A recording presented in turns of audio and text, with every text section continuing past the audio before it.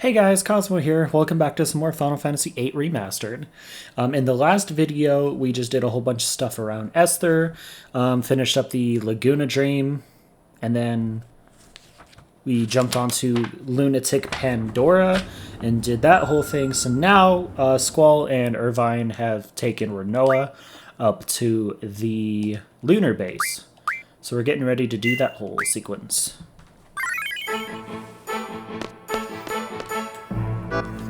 So just gonna carry her through here, it looks like. There's a couple really good draw points up here. You can get a meteor, and you can also get a meltdown, and then you can also get two rare cards here. You can get the Laguna card off of fighting alone, and the Alexander card from fighting Pyatt right here.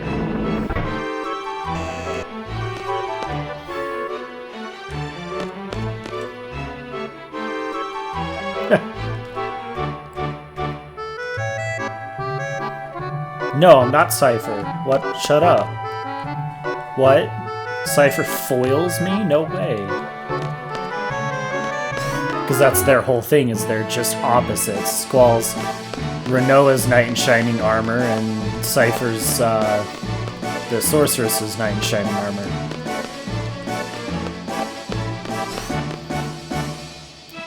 They even have, like, the same scar, just, like, in different... like angled differently. Like they both have gun blades, just his is an M9 and Squall's is like a 32. It's just this, it's like the exact same thing. It says follow Pyatt to the controller room is what we gotta do now. I did not read that. I saw something from junctioning outside. That's all I got.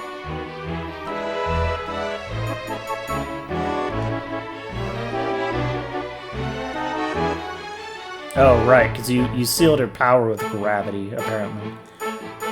Look at that. That's Adel's prison. How badass is that?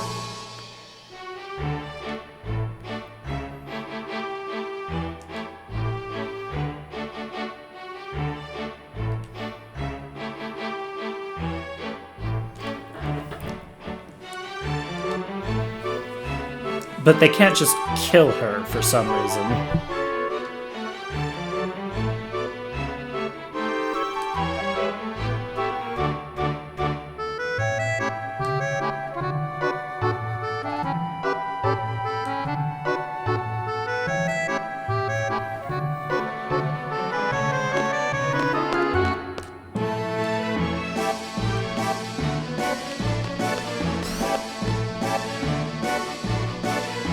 Hey, alone? What's up?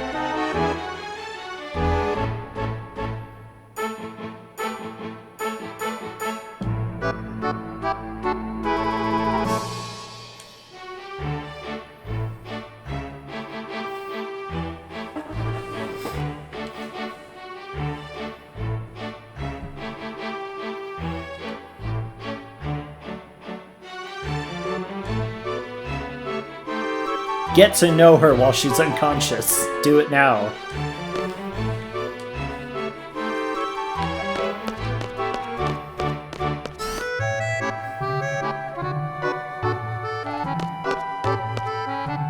Oh, she is in my party. I was like, Wait, if she's in my party... Okay. I was like, I wonder if I could junction stuff to her and make her fight. Oh, controller room is this way. Oh. Going straight to alone.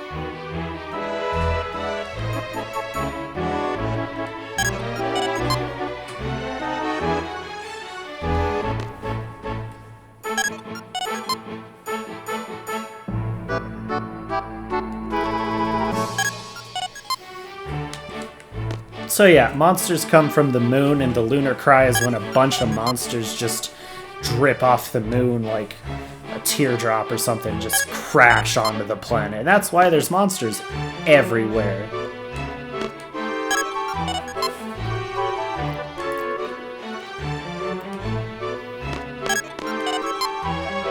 Alright, now let's go to Rinoa. So that's what that massive crater is. I think it's up north by... not Timber. The other garden. Trabia. It started with a T. I was close. Yeah, I think there's a big old crater up north, and I think that's from a Lunar Cry just dropped onto the planet. And I think maybe Centra as well got hit with one, and that's why it just split apart.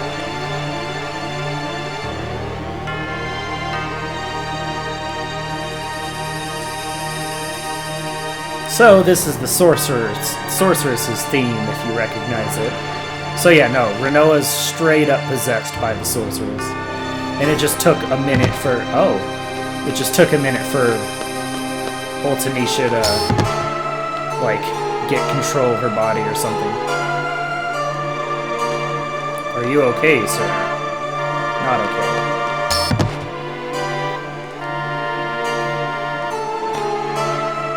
Oh, I can't just go into the room.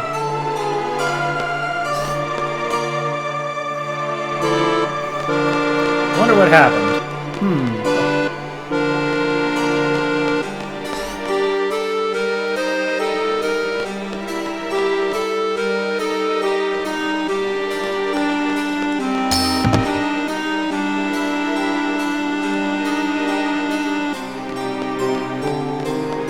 Well, she's steadily walking to the control room, and there's not a damn thing anyone can do about it, apparently. So let's just beat her to the control room. Did you see that? We walked in front, and yeah, look, she's teleporting in front of us.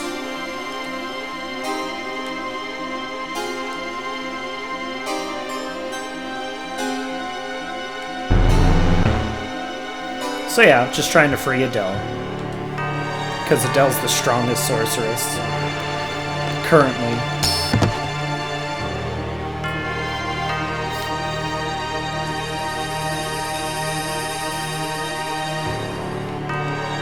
Oh, do we really have to just watch her slowly walk towards the camera? Oh my god.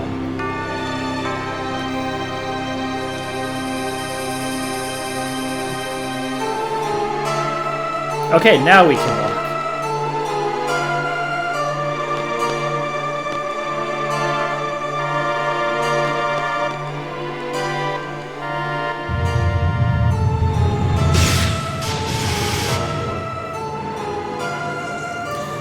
Look at that Star Wars shit, man. That thing looks cool.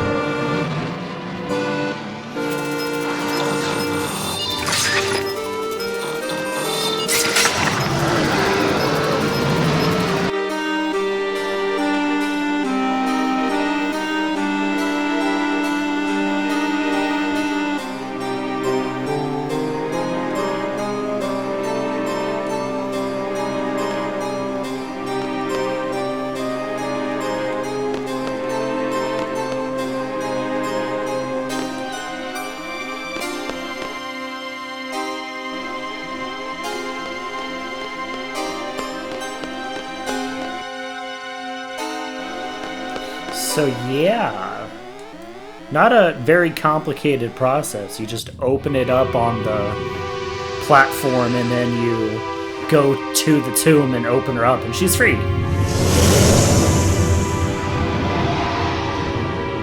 That's kind of badass though, because it looks like an eyeball now.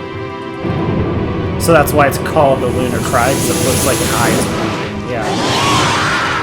Metaphors.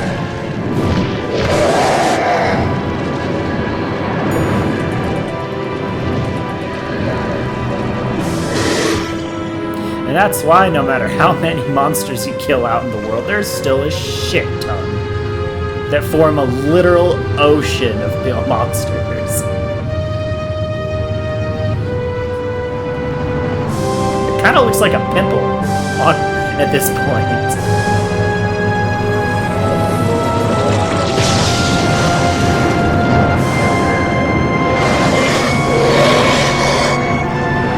know, you would think that the monsters would die on impact from, you know, entering the atmosphere and gravity and stuff. But I guess not.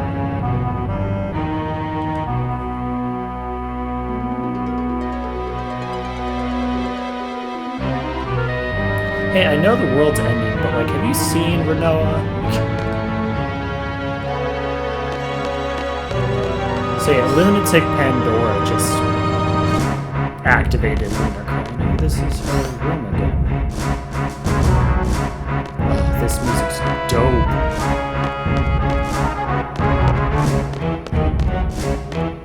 Where? Oh, it's this way. Wow, that's really hard to see. You, give me your suit. No, okay. You, give me your suit.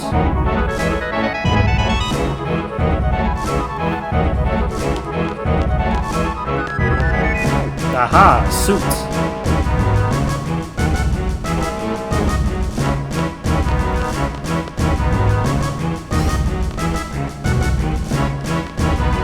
Come on. Oh, God. There's another door in there.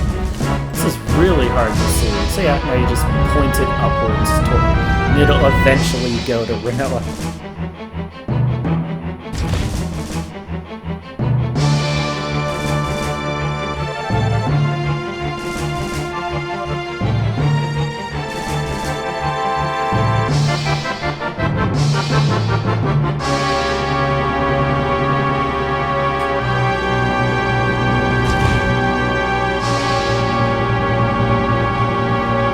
So the airlock just closed, so now we just gotta go back to the control room and open it back up. Boy, this takes a minute.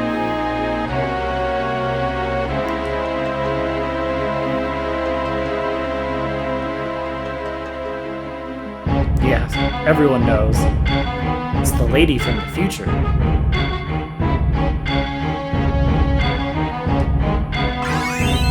Hey, I got paid. Cool.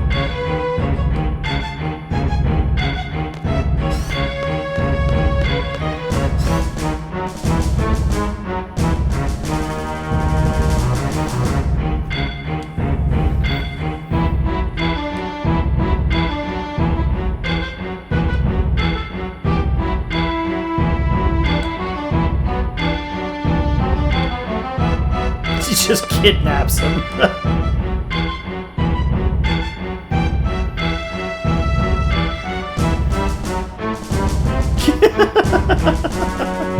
Just drags his ass to safety, whether he wants it or not.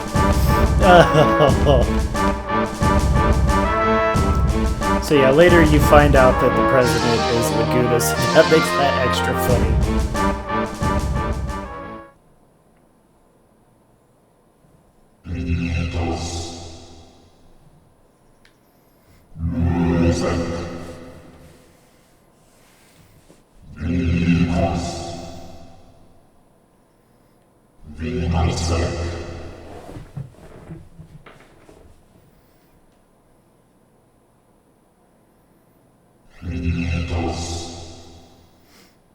So it's pretty strange to me that they know that Sorceress Ultimecia can possess a Dia from the future, but didn't think at all that she might be in Rinoa at this point in time. Like, you know she can possess people, but you don't, like, I guess they thought that she could only possess Matron, but then they're like, oh yeah, if we free Adel though, she'll just jump to Adel's body. It's like, so you know she can just jump bodies then.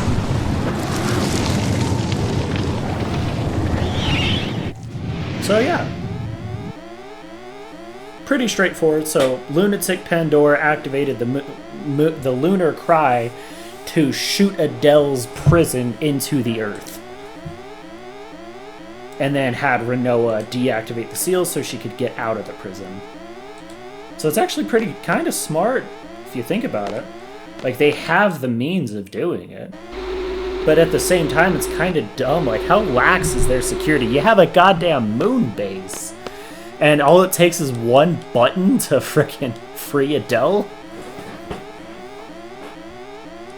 Oh, I gotta talk to it alone. That makes sense. Why is she just chilling here?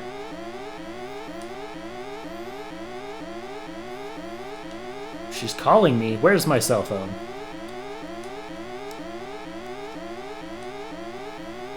I don't know, she says as she runs away. Send me into the past now. Yeah, see, look at that. You can see it enter the atmosphere.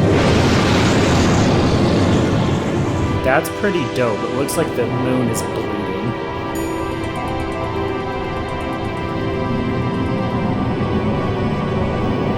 So there's some parts of it that just doesn't quite make sense, but at the same time, it looks so cool.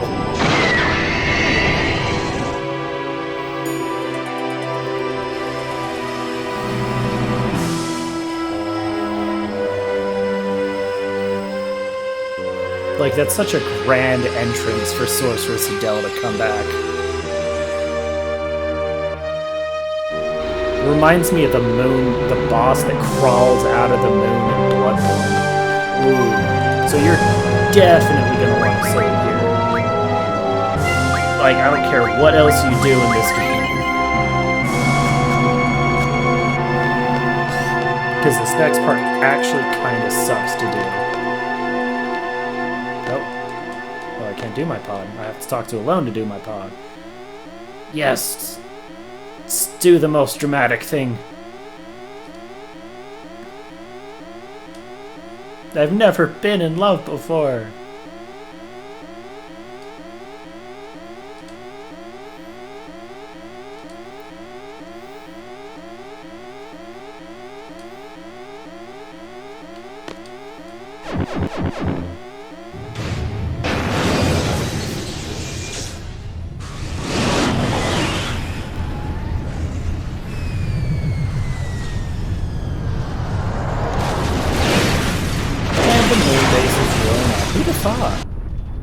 We were there 5 minutes.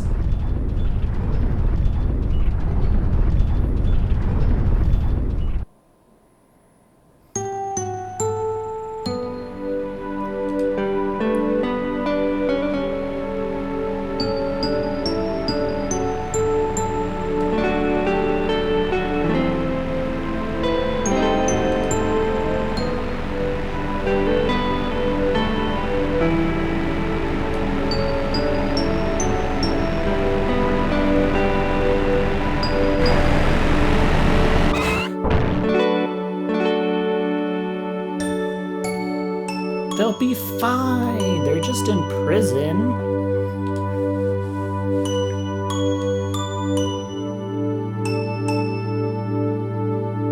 Yeah. Or something stupid like that.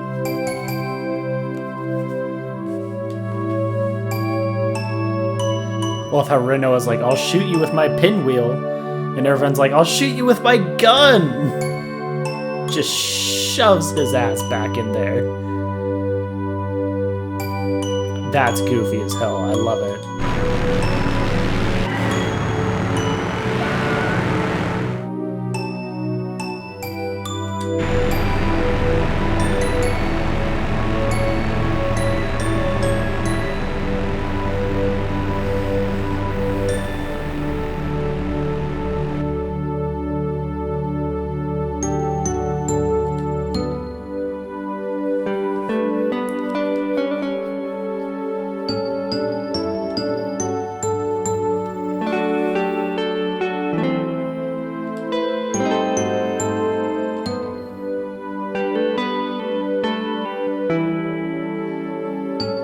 I wonder if this is a looking glass metaphor, because we're looking at the scene through a glass. So it's like through the looking glass type thing, maybe? I don't know.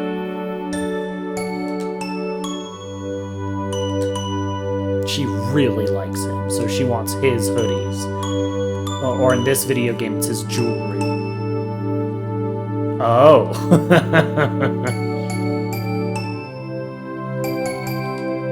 No, I don't like him. It's just other embarrassing stuff. Uh-huh.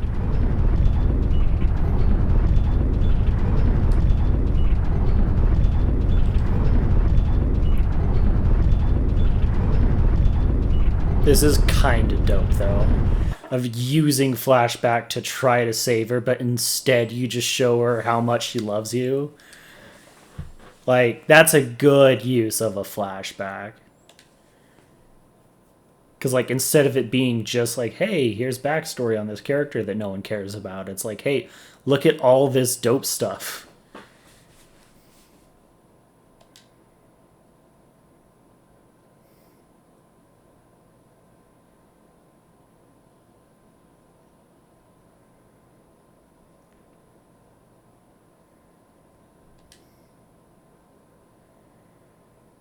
The sorceress demands over your corpse. See, you see what I mean, though? Squall had absolutely no idea.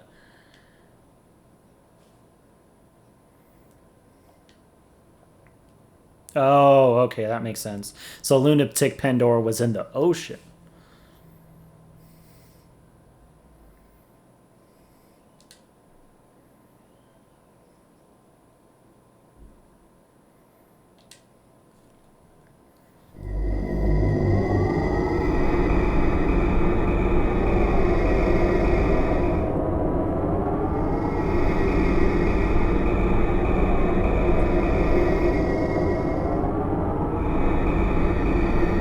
That's really cool, too.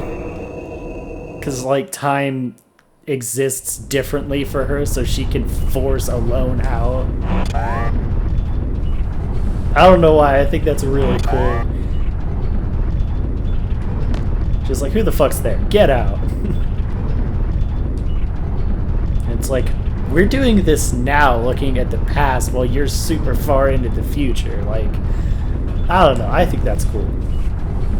Kind of hurts your brain if you think about it too much, though.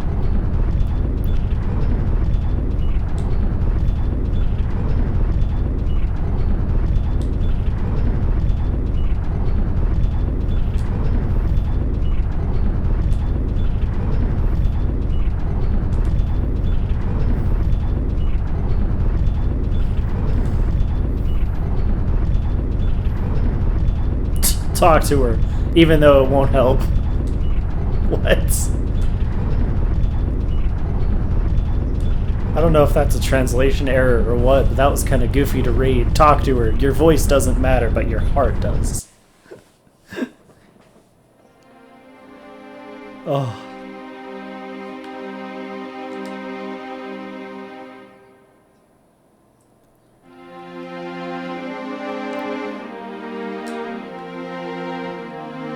So this is like 30 seconds ago.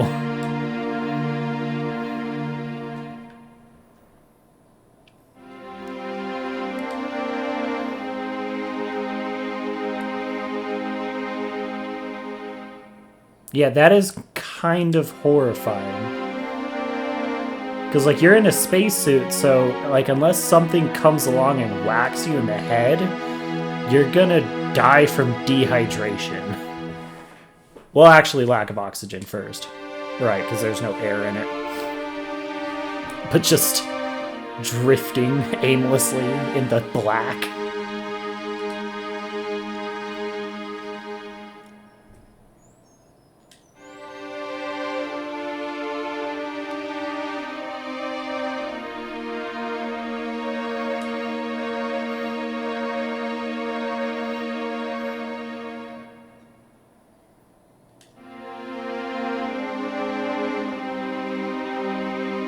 But yeah, this is exactly what would go on in someone's head of like, oh, I'm dead now. Shit. I have 3 minutes to think about me dying.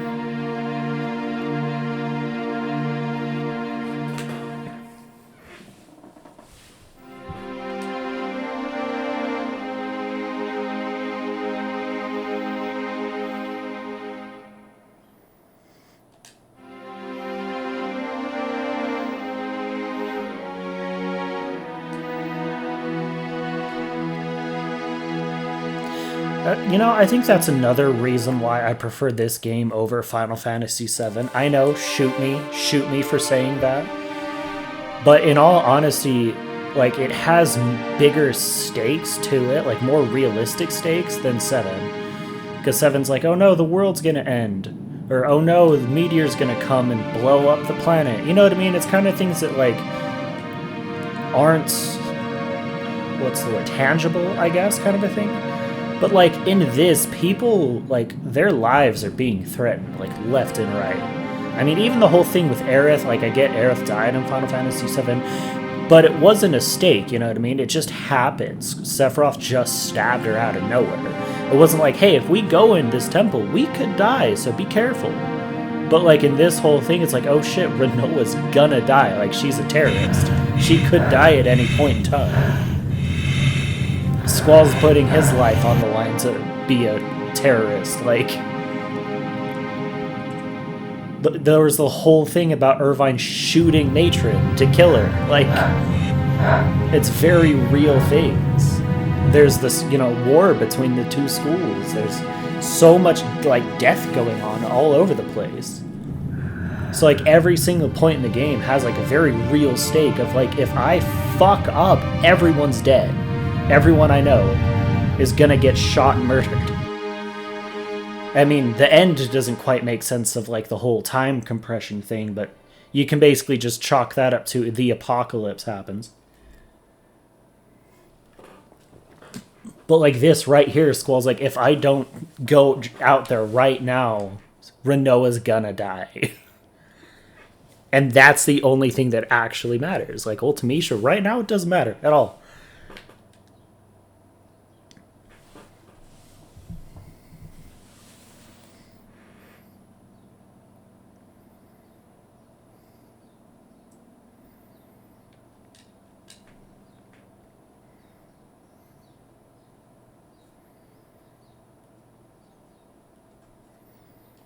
But, like, the whole thing with Final Fantasy VII is, like, we gotta stop Sephiroth. We gotta stop Sephiroth. The whole fucking game.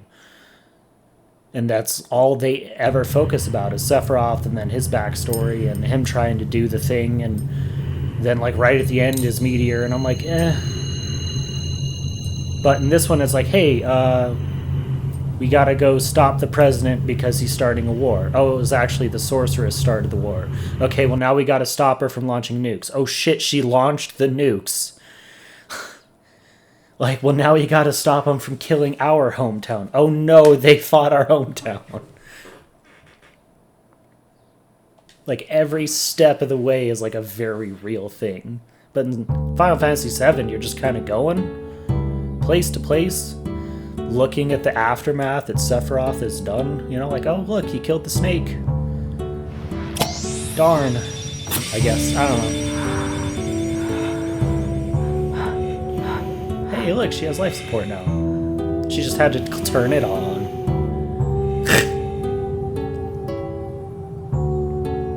That is actually kind of dumb.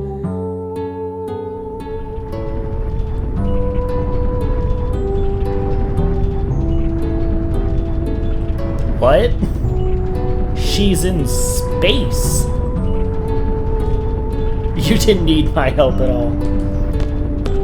Aw, he called her sis. Adorable. I really wanted Irvine to grab his leg right there. Like, no!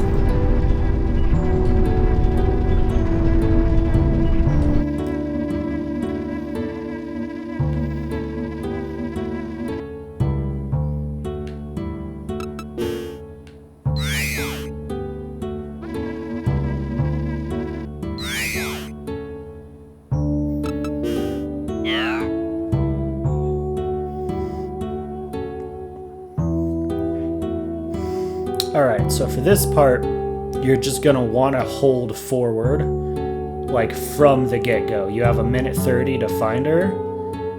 So, like, if you don't angle it just right, you fuck up and you have to start all over from that save point. So he just shot himself out of it, so you just gotta center her, essentially.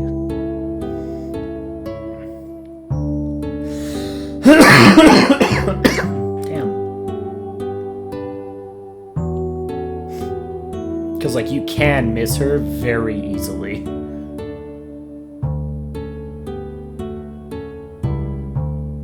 Oh, come on. Jesus, this is hard.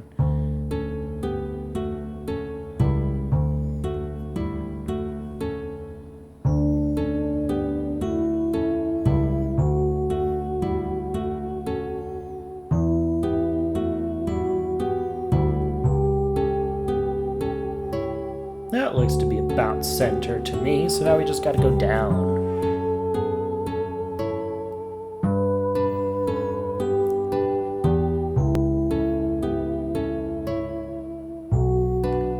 There we go. Nailed it.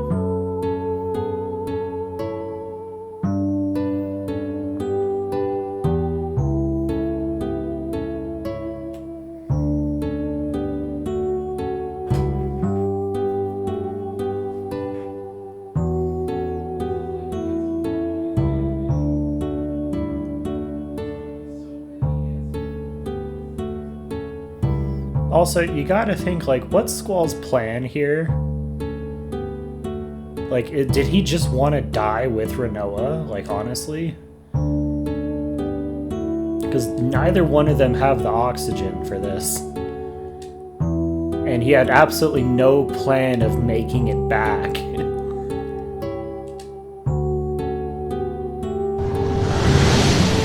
Oh, that's really cool.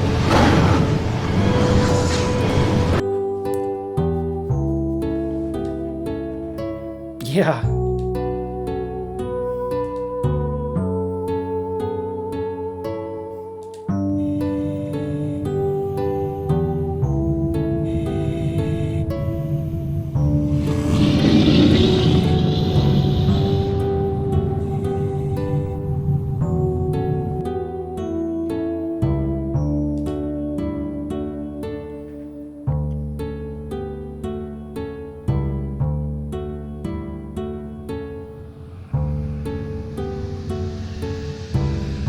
And there's the Ragnarok.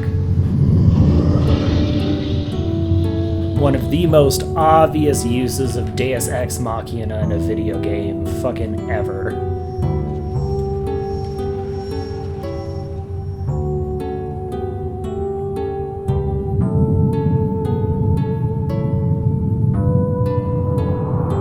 So what Deus Ex Machina means, for those of y'all who have absolutely no idea, so it's Latin for God from the machine. So in really old plays, it was used to basically some like person running a machine would just save the protagonist. Like, for example, like if he was hanging from a cliff or whatever in a play, this crane would just come out of nowhere and just grab him and like put him back up on the like the ledge or whatever to get him to safety. So basically it means like a machine is playing God and saving the day type deal. So in this case, the Ragnarok came... Oh, it's out of nowhere too is the other thing too. It's very much a plot device. So yeah, it just means that like the machine came out of nowhere and saved the day. Because Squall had absolutely no way of getting Rinoa and himself to safety. It was absolutely impossible. Let's switch Irvine. Well, actually, no, it's a Dio right now has Irvine's stuff. So we're going to put Irvine's stuff on Rinoa for now, because we're going to be getting into some fights next episode. Because we got to clean the Ragnarok, because there's a whole boatload of monsters on it.